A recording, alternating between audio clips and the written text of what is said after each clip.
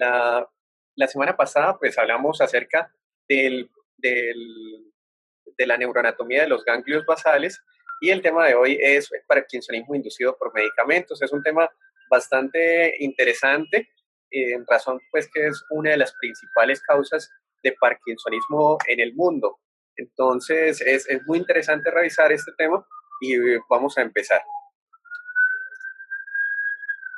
Bien, entonces para empezar pues con esto, lo primero que hay que destacar es qué es parkinsonismo. El parkinsonismo es diferente pues a lo que es la enfermedad de Parkinson, son dos conceptos distintos y el parkinsonismo es un síndrome clínico, ¿cierto? Entonces es un síndrome que se caracteriza por ciertas manifestaciones, pues son las que tengo acá en la pantalla, el temblor, la bradicinesia, la rigidez y previamente pues incluía la inestabilidad postural también. Sin embargo, hoy en día pues se considera como signos cardinales a los tres primeros, es decir, a la temblor, a la rigidez y a la bradicinesia. Y de estos tres, la bradicinesia es el criterio sine qua non, es decir, pues el que no puede faltar para realizar el diagnóstico de parkinsonismo. La inestabilidad postural, si bien es otro hallazgo característico del parkinsonismo, se ha dejado a un lado en los últimos criterios debido a que algunos pacientes con, por ejemplo, espérame, admito una persona, listo, pacientes con enfermedad de Parkinson, si bien pueden tener inestabilidad postural, caídas, esto lo presentan especialmente en etapas avanzadas de la enfermedad, cuando la enfermedad pues, ya ha progresado de forma significativa. Mientras que en otros tipos de parkinsonismos, conocidos como parkinsonismos atípicos, el, esta inestabilidad postural es un hallazgo que se presenta desde etapas tempranas. Entonces, eso puede hacer pensar al médico en que su paciente no tiene una enfermedad de Parkinson, sino que tiene otro tipo de parkinsonismo. Entonces, por eso se ha dejado de lado como criterio, como característica cardinal del parkinsonismo. Entonces, hasta acá tenemos pues que el parkinsonismo es un síndrome clínico que puede tener múltiples causas y las dos causas más importantes son la enfermedad de Parkinson y el parkinsonismo inducido por medicamentos. La enfermedad de Parkinson fue descrita por primera vez por James Parkinson, un médico británico, en 1817. Y en esa primera descripción, él la tituló como un ensayo sobre la parálisis agitante. Así se le conoció por esa época. Pero tiempo más adelante fue Jean-Martin Charcot, el padre de la neurología moderna, quien destacó que eh, la bradicinesia era la manifestación que se presentaba en estos pacientes y no la debilidad, ¿cierto? Entonces, en los pacientes con parkinsonismo, pues no encontramos debilidad, sí encontramos es bradicinesia, que básicamente se refiere a la lentitud o disminución, en la lentitud del movimiento o la disminución en la amplitud del movimiento.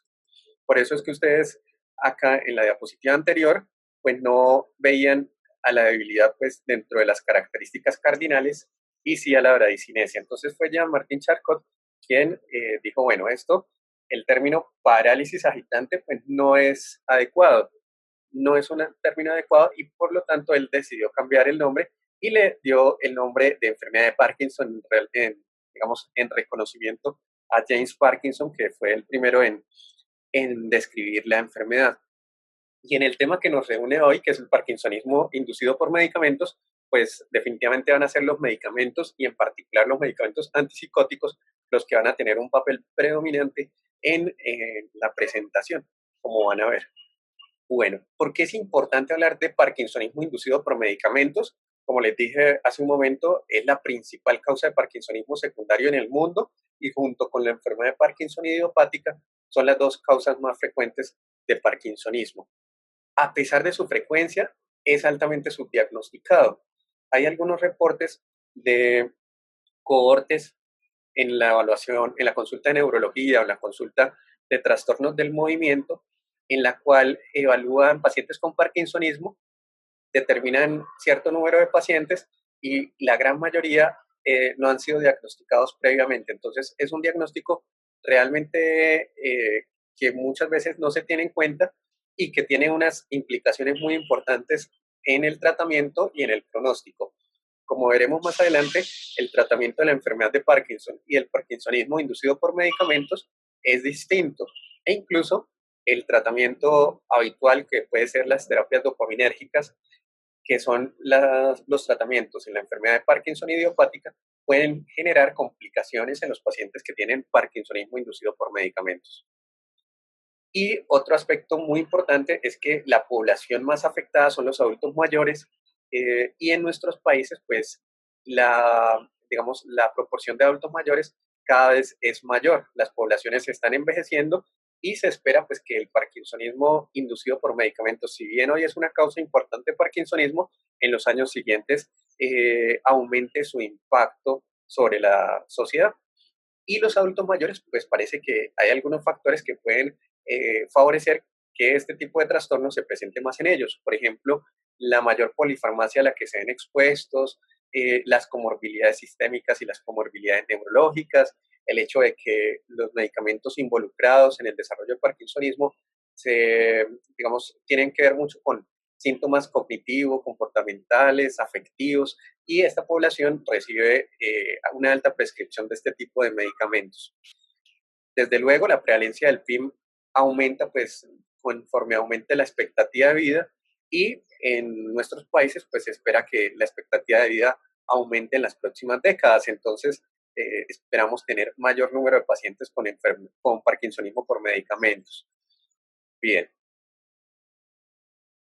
El parkinsonismo por medicamentos, la historia del parkinsonismo por medicamentos va prácticamente acorde o paralela a la historia de los medicamentos antipsicóticos. Las primeras descripciones de este tipo de complicaciones datan de los años 50 y vincularon a la clorpromacina y a la reserpina, que eran medicamentos que para esa época se usaban como antipsicótico y antihipertensivo respectivamente. Se empezó desde los primeros registros, se observó que un alto porcentaje de pacientes experimentaban este efecto secundario. Hasta el 40% de los pacientes tratados con neurolépticos tenían parkinsonismo. Y en principio, pues como que no se le daba mayor importancia, incluso se consideraba como un marcador de efecto terapéutico del neuroléptico, pero ya como vamos a ver, pues no es bueno pues que el paciente desarrolle parkinsonismo por el uso de estos medicamentos o de otros medicamentos. Más adelante, en los años siguientes, pues se empezó a reconocer otros medicamentos que también tenían potencial inductor de parkinsonismo y corresponden a grupos farmacológicos distintos a los antipsicóticos y a muchos grupos farmacológicos. Entonces, dentro de esos incluyen los bloqueadores de canales de calcio, los procinéticos gastrointestinales, antiarrítmicos, los antidepresivos, los anticonvulsivantes, antivertiginosos. Entonces, como bien podrán imaginarse, todos los médicos pues están expuestos a atender pacientes afectados por este trastorno, especialmente los psiquiatras y los neurólogos, pero realmente desde el médico general en adelante probablemente atiendan pacientes que tienen este tipo de problemas. La epidemiología del parkinsonismo, si bien se cree que puede estar un poquito subestimada la incidencia y la prevalencia, debido al alto subdiagnóstico de este trastorno, pues sí hay algunos datos, algunos estudios que han tratado de establecer o estimar cifras de incidencia y prevalencia. Mm, el Bower realizó un análisis de una población de Estados Unidos en el condado de Olmsted, en Minnesota, y el registro inicial fue de 1976 al 90, del 76 al 90. Ya después, Sávica realizó un registro de 1976 hasta el 2005, un artículo publicado en el 2017. Bueno, en el primer estudio, en el realizado por Bower, se encontró una incidencia de 22.9 casos por 100.000 personas año. ¿Sí? En los estudios siguientes, en el estudio de Sávica, por ejemplo, que fue en esa misma población, pero que incluyó hasta el 2005, la incidencia bajó de forma sustancial a 0.3 por 100.000 personas año. Esta tendencia, en este estudio de Sábica, se encontró que que sí existía una tendencia a la reducción en la incidencia de más o menos un 68% desde el año 76 hasta el año 2005. Con esos datos se permitió estimar que más o menos ocurren entre 20.000 y 25.000 casos de parkinsonismo por medicamentos por año en Estados Unidos. ¿Sí? Y estudios en población coreana encontraron cifras ligeramente superiores, una incidencia de 7.3 a 15.2 por 100.000 personas año, aunque en este estudio de población coreana este aumento en la incidencia fue a partir de 2014 cuando se introdujo a la tomografía por emisión de positrones dentro de la lista de beneficios del sistema de salud coreano. Entonces, eso probablemente permitió hacer una mayor captación de casos.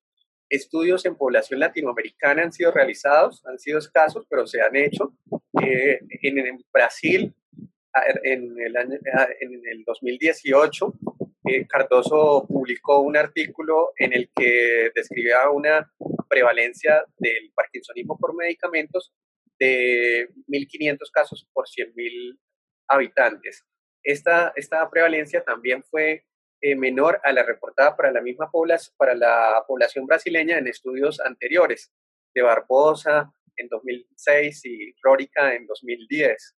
Entonces, en general, sí se ve que existe una tendencia a la disminución tanto en la incidencia como en la prevalencia en las décadas anteriores. Sin embargo, el aumento en la expectativa de vida de la población pues puede ser un factor que haga que en los años siguientes vuelva a aumentar la incidencia y la prevalencia de este trastorno.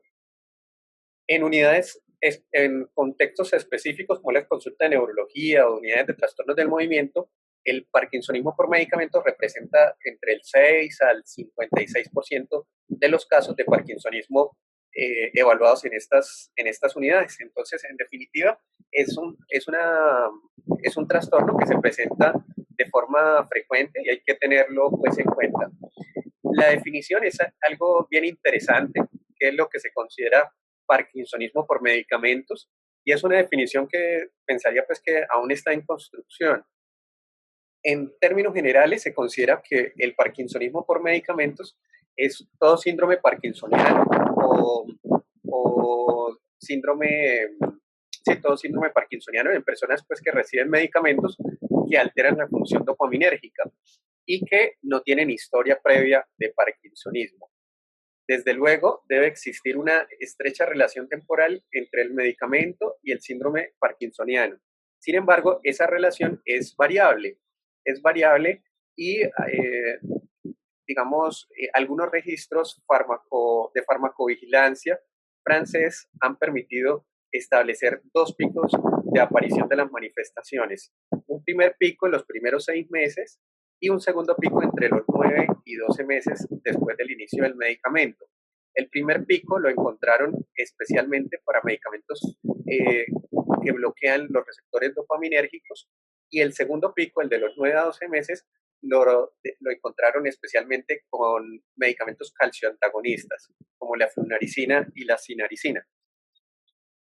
Entonces, puede llevar tiempo entre la toma del medicamento y la aparición del síndrome parkinsoniano.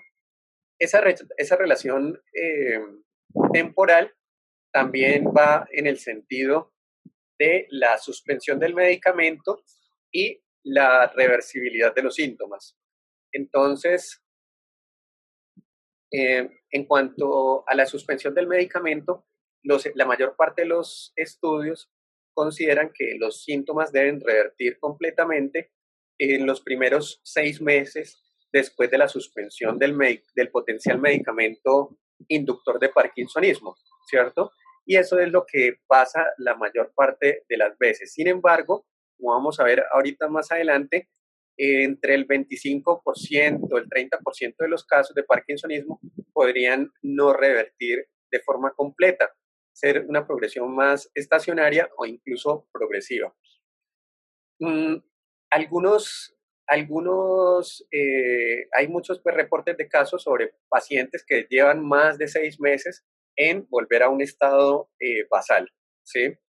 Y incluso hay algún reporte de un paciente que él tardó 22 meses en volver a su estado inicial. Entonces, la relación entre la suspensión del medicamento y la desaparición del síndrome es realmente muy variable.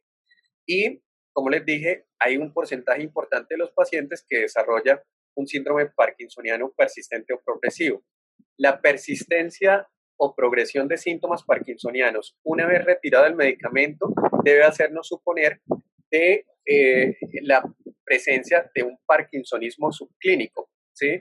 Desenmascarado por el medicamento involucrado. Entonces, esto se refiere a que probablemente ese paciente tenía una enfermedad de Parkinson idiopática que no estaba generando ninguna manifestación hasta ese momento, pero que debido al medicamento que estamos usando, sea el calcio antagonista o el neuroléptico o cualquiera de la lista mencionada de los medicamentos, desenmascara esas manifestaciones y las hace mucho más notorias. Entonces, ese es un concepto importante y que también allí se centra gran controversia. Bueno,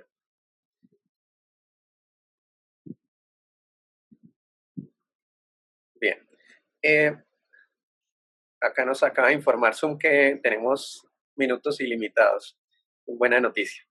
Bueno, entonces, digamos, en la suspensión del tratamiento. También, digamos, la superposición entre el parkinsonismo inducido por medicamentos y la enfermedad de Parkinson puede ser tan alta que a veces es imposible pues, diferenciarlos. ¿Sí? Hay algunos estudios patológicos que han reportado pacientes en los que, se, en los que presentan parkinsonismo inducido por medicamentos, se suspende el tratamiento potencialmente inductor del parkinsonismo, el paciente retorna al estado basal, desaparecen las manifestaciones parkinsonianas, pero más adelante, cuando el paciente fallece, le hacen la autopsia y encuentran que hay signos de enfermedad de Parkinson en etapas iniciales. Esto lo reportó Rajput en 2 pacientes hace varias décadas. Y hace muy pocos años, en 2016, volvió a hacer un reporte en el cual mostraba también hallazgos similares. Entonces, también parece que la suspensión y reversión completa de los síntomas no nos asegura pues que el paciente no tenga un parkinsonismo, una enfermedad de Parkinson de base. Entonces la definición es un poco compleja, pero como todo en trastornos del movimiento hay que tener tiempo, hay que tener paciencia y darle tiempo pues a la evolución de la enfermedad para poder estar un poco más seguros pues del diagnóstico. Los medicamentos involucrados es una gran cantidad de medicamentos, pero los podemos dividir de acuerdo al riesgo de presentar el síndrome parkinsoniano en un riesgo alto, intermedio o bajo. Definitivamente los medicamentos que tienen un mayor riesgo de generar síndrome parkinsoniano o parkinsonismo inducido por medicamentos son los antipsicóticos, especialmente los antipsicóticos atípicos, ¿cierto? Los antipsicóticos típicos también pueden generar parkinsonismo, pero el riesgo es variable dependiendo del medicamento, ¿sí? Es por eso que algunos medicamentos, por ejemplo, la risperidona es un antipsicótico atípico, acá están invertidas las palabras, es un antipsicótico atípico, pero de muchas características similares a los antipsicóticos típicos.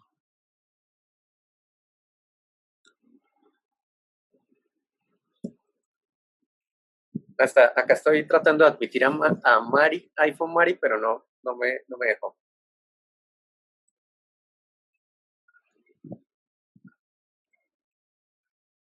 La devolvemos un poquito. Bien.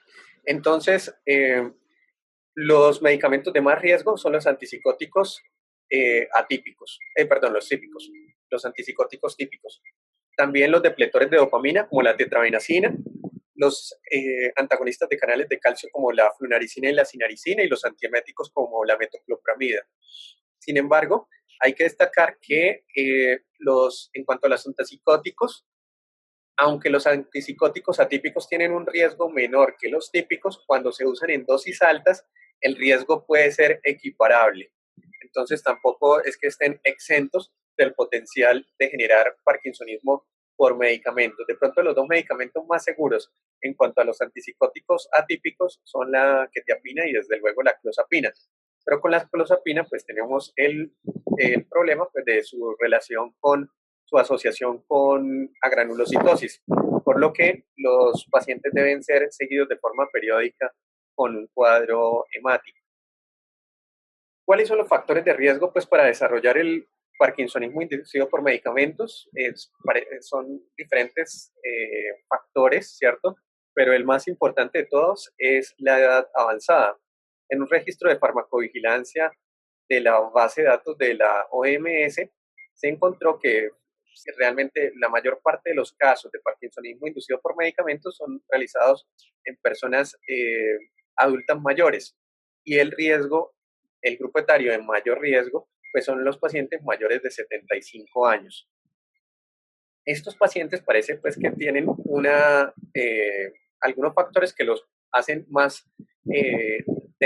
los hace tener una mayor predisposición al desarrollo de este trastorno, como es el uso de múltiples medicamentos, la polifarmacia, la presencia pues, de anormalidades sistémicas que alteren el metabolismo de los medicamentos, el daño vascular del sistema nervioso y la alteración, por tanto, pues, de las vías dopaminérgicas y nitroestriatales, los medicamentos, desde luego, y el medicamento pues, va a depender de varias cosas. Uno, la potencia con la que se une a los receptores D2, el porcentaje de ocupación que hace sobre los receptores de dopamina, la dosis y los tiempos de exposición.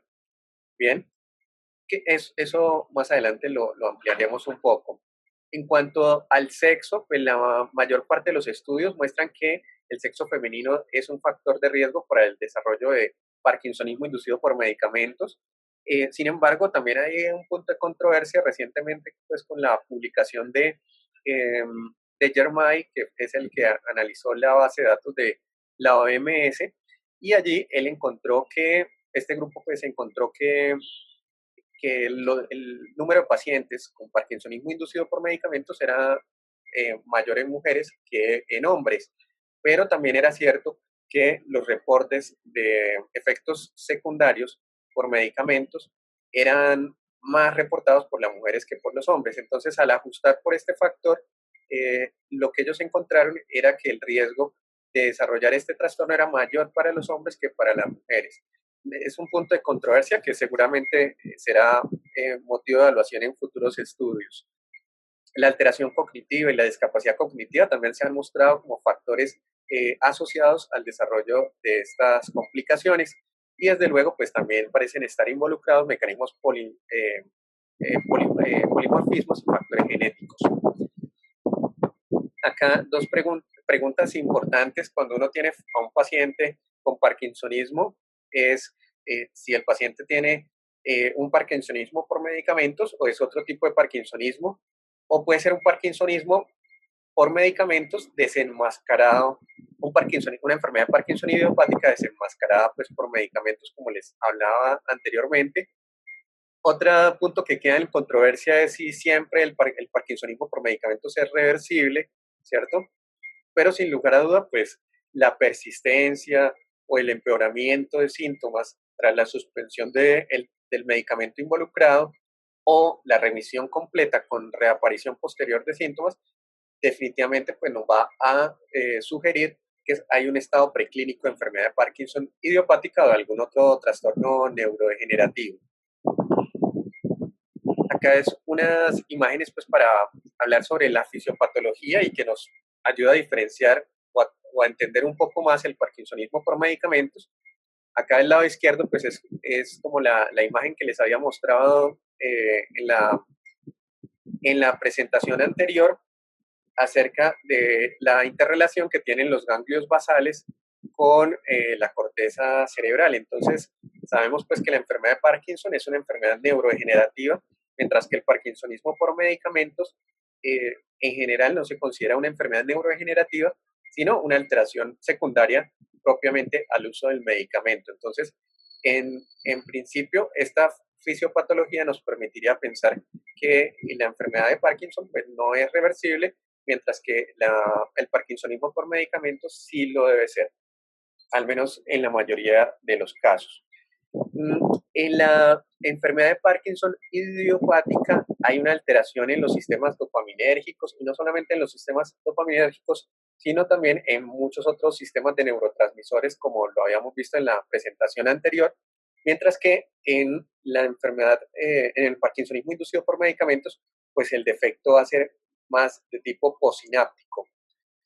Dicho de otro modo, la enfermedad de Parkinson afecta todo el sistema presináptico, mientras que el parkinsonismo por medicamentos va a afectar esta parte posináptica, ¿cierto? Va a relacionarse mucho con el bloqueo de los receptores D2. Los signos clínicos del parkinsonismo inducido por medicamentos, pues desde luego son los signos parkinsonianos que ya habíamos mencionado, que era temblor, bradicinesia y rigidez, ¿cierto? Hay algunos fenotipos descritos que implican la combinación de estos síntomas, como por ejemplo la bradicinesia y el temblor o la bradicinesia y la rigidez. Aquellos pacientes que tienen bradicinesia y temblor, es decir, tienen un fenotipo más tembloroso, le llamamos un fenotipo tembloroso o tremórico, mientras que la combinación, aquel paciente que tiene mucha bradicinesia, mucha rigidez y poco temblor, se le considera como un fenotipo rígido cinético. En el parkinsonismo inducido por medicamentos, lo más frecuente es el síndrome o el fenotipo rígido acinético. Bien, de pronto el temblor no es una característica tan notable como sí puede serlo en la enfermedad de Parkinson.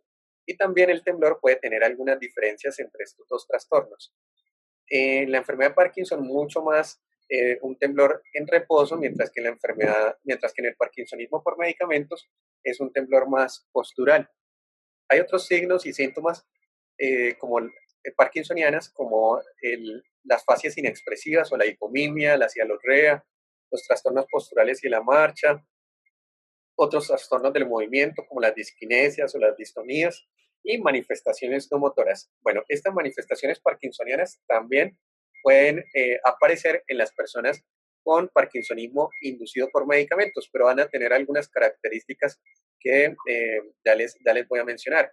En el parkinsonismo por medicamentos, la hipomimia tiende a ser más acentuada, ¿sí? Los trastornos posturales y de la marcha son más frecuentes en la enfermedad de Parkinson. Esto es porque en el parkinsonismo por medicamentos, las extremidades más afectadas son las extremidades superiores y no tanto las extremidades inferiores.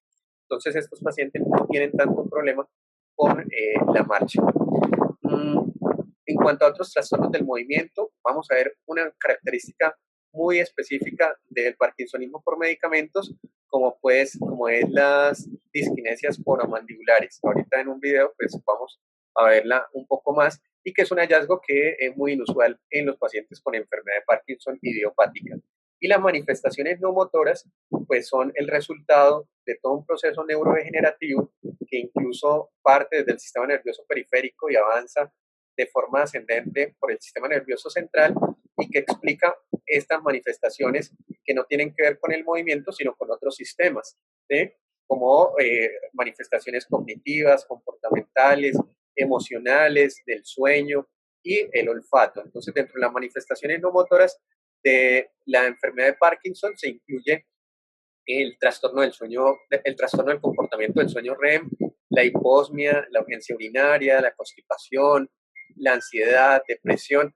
Y estas manifestaciones no motoras, pues al menos muchas de ellas uno no esperaría encontrarlas en los pacientes con parkinsonismo por medicamentos, y sí en los pacientes con enfermedad de Parkinson idiopática. Sin embargo, en las series se describe que los pacientes con parkinsonismo por medicamentos pues también pueden tener estas manifestaciones, pero significativamente menos frecuentes en la enfermedad de Parkinson idiopática, excepto en las manifestaciones no motoras relacionadas con la parte cognitiva y emocional, que es más frecuente que se encuentren en los pacientes con el parkinsonismo por medicamentos. Este síndrome rígido asinético va a tener una aparición aguda o subaguda la mayoría de las veces, especialmente cuando se relaciona con bloqueadores de los receptores dopaminérgicos y tiende a una estabilización, mientras que en la enfermedad de Parkinson, pues la aparición de las manifestaciones y la evolución de las mismas va a ser un poco más lenta, más crónica y con una tendencia progresiva. Acá, pues, todo esto va a depender, las características van a depender también mucho, pues, del tipo de medicamento involucrado, de la duración de la exposición, la dosis del medicamento, entre otros factores. Digamos, a modo de resumen, el, digamos, características que favorecen más al diagnóstico hacia el parkinsonismo por medicamentos que la enfermedad de Parkinson idiopática es el síndrome o el fenotipo rígido asinético más que el tremórico, el compromiso simétrico en las extremidades. Esto es un hallazgo muy consistente incluso en los estudios con imágenes funcionales, en los cuales se observa que los pacientes que tienen un compromiso más simétrico tienden a tener una progresión más clásica hacia lo que conocemos del parkinsonismo por medicamentos. Entonces, una progresión, una evolución más benigna, ¿sí? Una resolución completa de sus manifestaciones tras la suspensión del medicamento y menor riesgo de desarrollar eventualmente enfermedad de Parkinson, mientras que aquellos que tienen asimetría en sus manifestaciones motoras, pues van a tener un mayor riesgo de progresión y de aparición de nuevos síntomas parkinsonianos. Probablemente se trate más de enfermedad de Parkinson que de parkinsonismo por medicamentos. Entonces, el compromiso simétrico nos habla más en favor del parkinsonismo por medicamentos. Como les dije antes, la hipomimia parece ser más pronunciada en los pacientes con parkinsonismo por medicamentos y las disquinesias oromandibulares son muy específicas de este tipo de trastorno. La alteración de la marcha no es la principal característica del PIM, como sí puede llegar a ser en pacientes con enfermedad de Parkinson. Los pacientes que tienen parkinsonismo por medicamentos, como su compromiso es mayor en las extremidades superiores, pueden tener un menor balanceo de los brazos al caminar.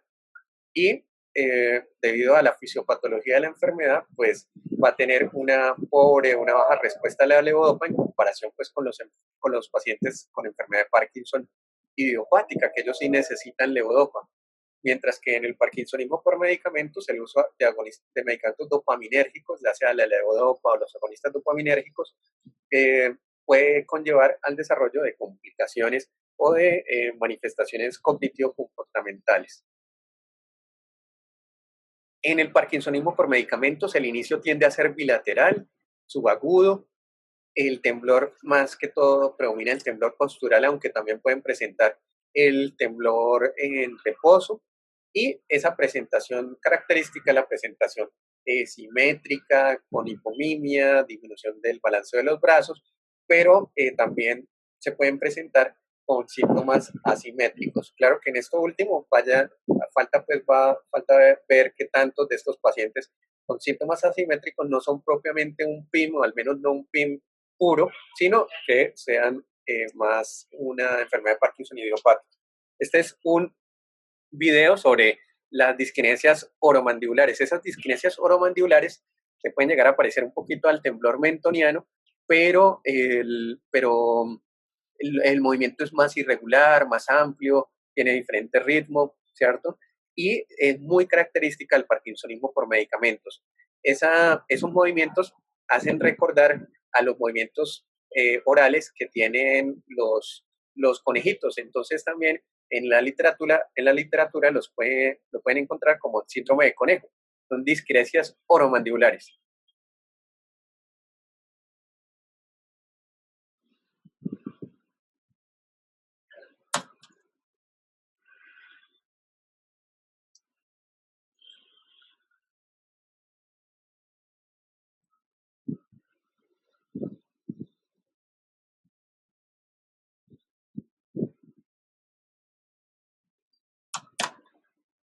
Bien. Bueno, y este era unos videos pues que incluí para especialmente pues para los alumnos de la cursada, que pronto podrían escuchar los términos de bradicinesia, rigidez y no tener como claro a qué se refiere. La bradicinesia es el término que se usa, hipocinesia antes se usaba, ya no se usa tanto. La bradicinesia involucra tanto la lentitud como la disminución en la amplitud del movimiento y es el criterio más importante para el diagnóstico del parkinsonismo. Entonces acá podemos ver a un señor con un movimiento de la mano adecuado. Si ustedes se fijan ustedes mismos y se comparan pues con el señor, pues no van a encontrar mucha diferencia, ¿cierto? Pero entre este señor y este del lado, pues sí ya vemos un poco de diferencia. El de la derecha, los movimientos son un poco más lentos, ¿cierto? Un poco, no muy marcado. Y entre este mismo señor y este nuevo, pues ya vamos a encontrar otra característica que tiene el de la derecha, y es el bloqueo del movimiento. Entonces, el de la izquierda tiene algo de disminución en la velocidad y este, aparte pues, de tener disminución en la velocidad, también tiene algunos bloqueos. Y acá es un poco más evidente en el cual la señora de la derecha tiene mucha más dificultad para la realización del movimiento que el señor de la izquierda y muchísimo más acentuado en esta última paciente. La bradicinesia también la podemos explorar de diferentes formas. Una es con movimientos de pronosupinación. Siempre hay que evaluar una extremidad de a una extremidad, ¿sí? Y acá, con el pasar de los pacientes, pues vemos que cada uno tiene una mayor dificultad para realizar ese movimiento hasta la última paciente, pues que prácticamente no logra hacer los movimientos de pronosupinación. Bien, esa es una forma. Esta es otra forma, que es el tapping de los dedos. Bien, acá ven algo de disminución en la velocidad. También las facies hipomímicas, características del síndrome parkinsoniano. Este paciente tiene un poco más de lentitud en su movimiento y no solamente la lentitud, sino la amplitud del movimiento, como lo pueden ver en el video. Bien. Y la bradicinesia también se puede evaluar en las extremidades inferiores. Entonces, en las extremidades inferiores lo podemos evaluar a través del tapping de los pies o el golpe con el talón sobre las superficies. Como les digo, siempre hay que evaluarlo de una forma pues, de extremidad por extremidad. Y como pueden ver en el video, pues cada paciente va teniendo un grado mayor de dificultad para realizar estos movimientos. La rigidez es básicamente una resistencia a los movimientos pasivos en los diferentes segmentos corporales alrededor de un eje articular. Entonces, y esta rigidez la presentan durante todo el arco del movimiento.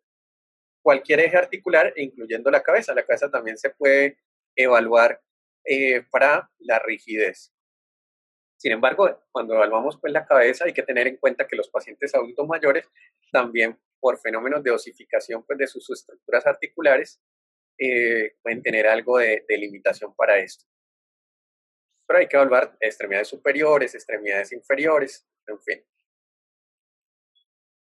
Y el temblor, habíamos hablado del temblor en reposo, básicamente es este, cuando uno le pide al paciente que deje sus manos reposando sobre sus piernas, cierre los ojos, se relaje o haga una tarea de concentración como por ejemplo una operación matemática, como por ejemplo restar de 7 en 7 a partir de 100 o decir los números de la semana, los días de la semana al revés, ¿cierto?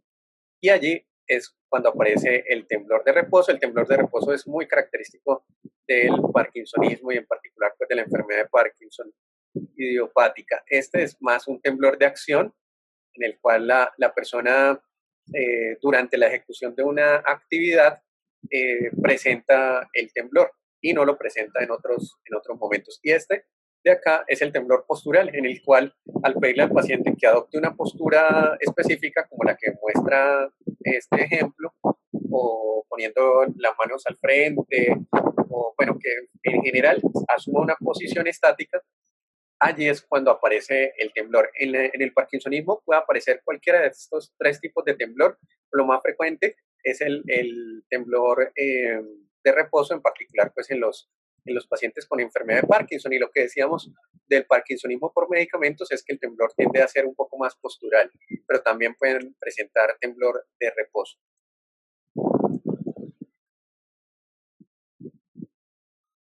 Bueno, el diagnóstico entonces pues va a depender, va a ser más que todo un diagnóstico clínico, en particular el diagnóstico del parkinsonismo, ¿cierto? Ya lograr la diferenciación entre lo que es una enfermedad de Parkinson idiopática y un parkinsonismo por medicamentos probablemente exija datos adicionales más allá de los datos clínicos. Datos adicionales como puede ser eh, todo lo que tiene que ver con la anamnesis, ¿cierto? La forma de aparición, la distribución de los síntomas, la aparición de síntomas no motores y desde luego también la respuesta a la levodopa agonistas. Una muy buena respuesta es un punto en favor del diagnóstico de la enfermedad de Parkinson idiopática. La evaluación olfatoria también parece ser un punto importante que nos permite una diferenciación entre la enfermedad de Parkinson idiopática y el parkinsonismo por medicamentos. Ustedes saben pues que la hiposmia es un hallazgo muy frecuente en la enfermedad de Parkinson idiopática, entonces, y es algo que no nos esperaríamos tanto en un paciente con parkinsonismo por medicamentos. Los test de evaluación olfatoria son muy económicos, sencillos de realizar y se sugieren pues para lograr esta diferenciación. También los estudios de imagen como la resonancia magnética, las técnicas tomográficas como puede ser el DAT scan, ¿sí? El transportador de dopamina, la ecografía de sustancia negra, los estudios de inervación cardíaca, que son, la inervación cardíaca está muy francamente disminuida en los pacientes con parkinsonismo enfermedad de Parkinson idiopática y no tendría por qué estar alterada, por ejemplo, en el parkinsonismo por medicamentos. De pronto esta imagen ya la han visto antes sobre las manifestaciones no motoras de la enfermedad de Parkinson y es que lo más llamativo pues son esas manifestaciones motoras secundarias a la pérdida de dopamina en la sustancia negra, ¿cierto? Sin embargo, aparte de las manifestaciones motoras, también hay una gran cantidad de manifestaciones no motoras que pueden aparecer incluso décadas antes de la aparición de los primeros síntomas motores. Bien, y que también aportan una gran carga de comorbilidad y de limitación en la vida funcional de los pacientes con enfermedad de Parkinson, que podría ser incluso mayor a la generada por los mismos síntomas motores. Y muchas de estas manifestaciones no motoras tienen que ver con la progresión de la enfermedad, con lo que se trata de un trastorno neurodegenerativo.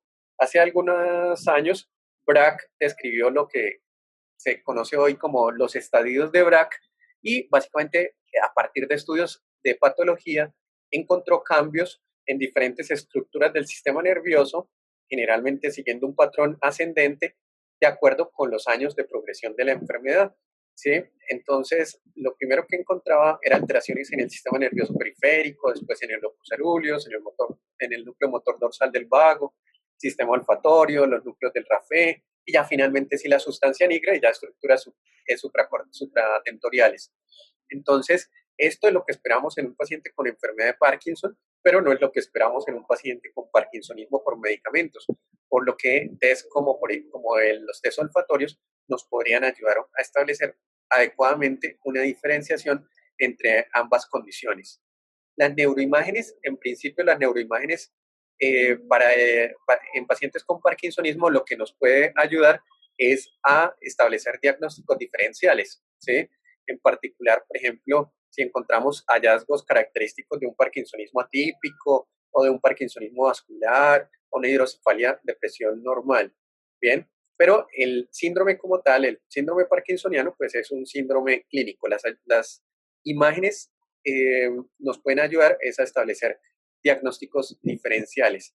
Hay este estudio o este tipo de análisis que se hace en resonancia magnética, es evaluando algo que han llamado la cola de la golondrina, y es básicamente que la sustancia negra en su porción, esta es la cola de la golondrina, ¿sí?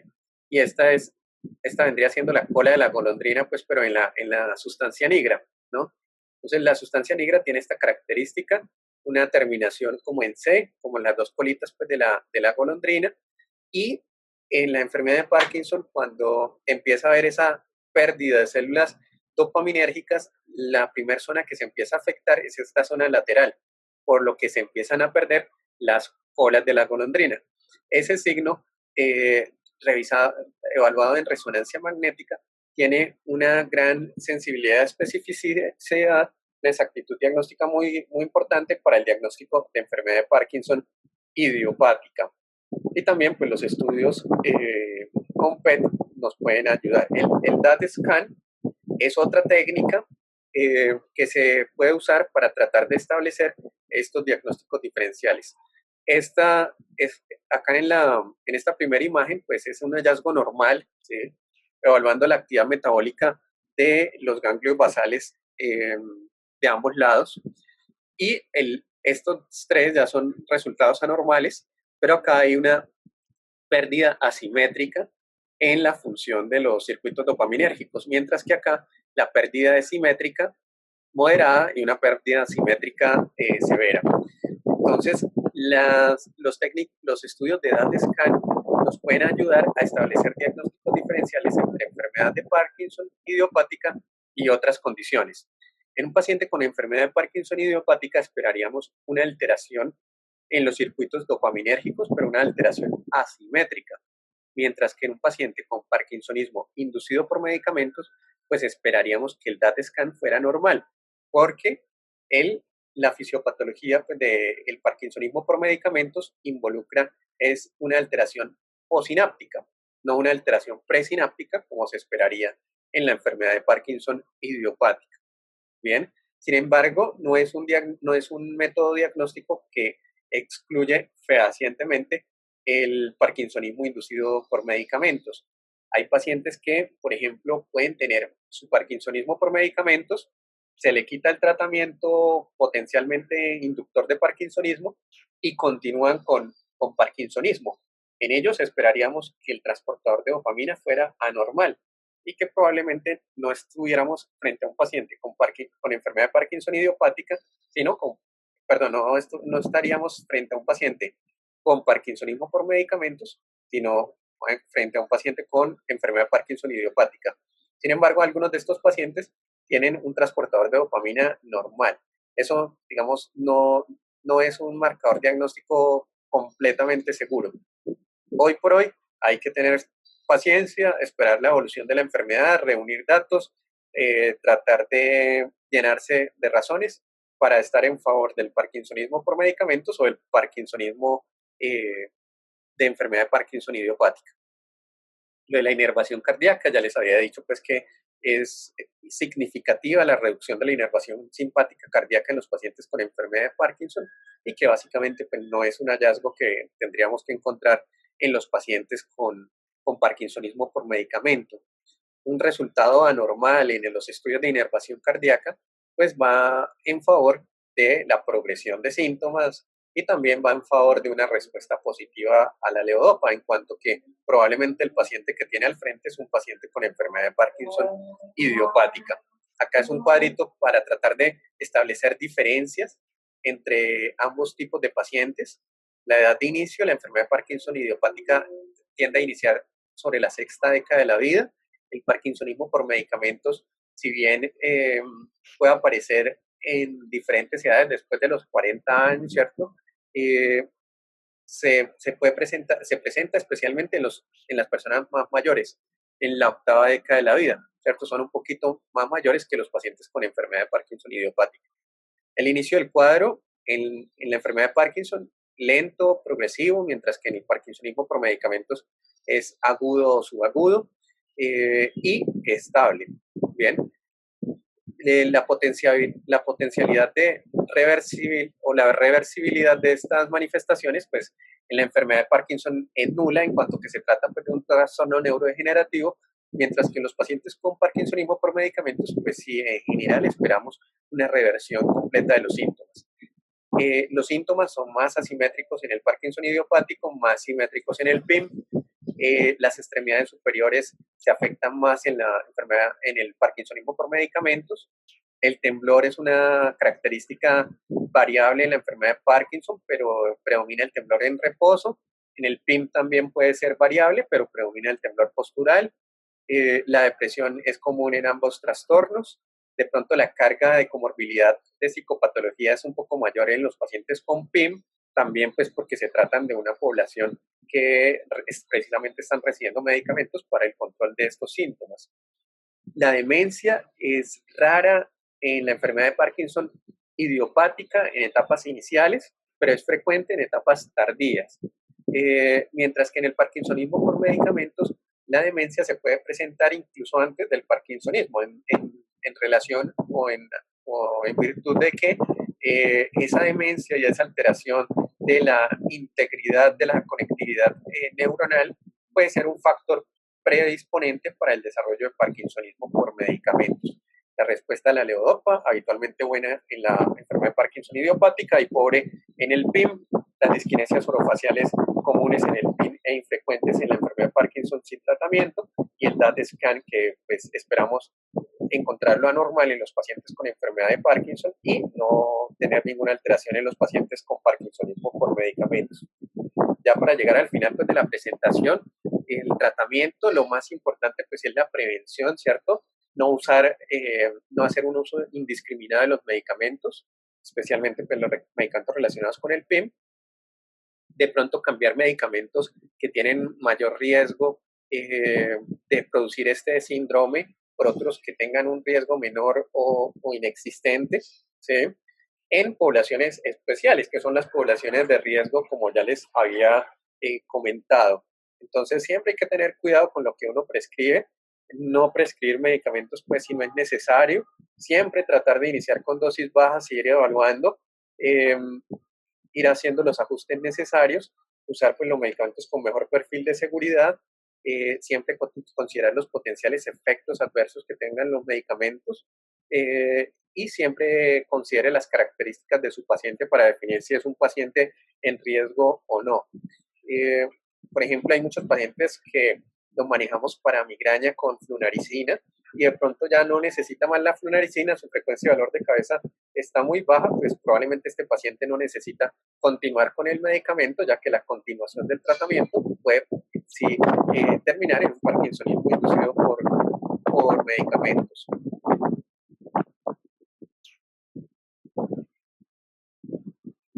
Bueno, también hay que mirar si este parkinsonismo está representando un problema para el paciente, y establecer una relación riesgo-beneficio del medicamento provocador del PIM. El PIM no necesariamente requiere tratamiento, ¿sí? Cuando identificamos un paciente con parkinsonismo por medicamentos, ¿sí? Lo que tratamos de hacer, o lo que se debe tratar de hacer es cambiarle a un medicamento con un mejor perfil de seguridad, hacer un cambio progresivo, ¿sí? Eh, para que el paciente pues, no se descompense y, y bueno, hay pacientes en los que definitivamente no es posible realizar el cambio del tratamiento por sus condiciones, por muchos factores, ¿cierto? Pero de pronto tratar de reducir un poco las dosis, en fin. El uso de, el uso de los anticolinérgicos pues realmente es muy controvertido.